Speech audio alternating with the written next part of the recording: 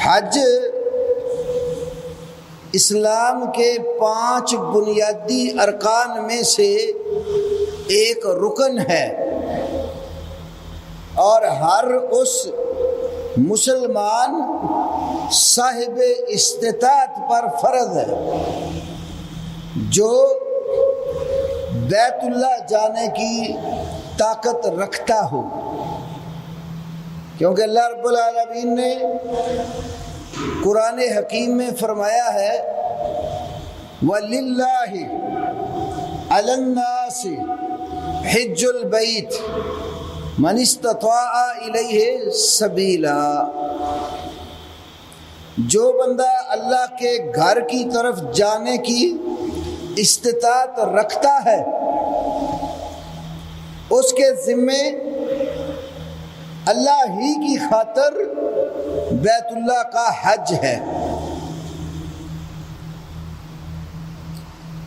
تو صاحب استطاعت کون ہوگا؟ جس کے پاس 2 چیزیں ہوں۔ استطاعت کی تفسیر بے شمار ائمہ مفسرین نے یہ کی الزاد والراحلۃ، الزاد والراحلۃ، سامان سفر اور سواری۔ آج کے دور میں سمجھ لو جس بندے کے پاس ویزا لے کر ایک تو سواری کے ٹکٹ کے اخراجات ہوں،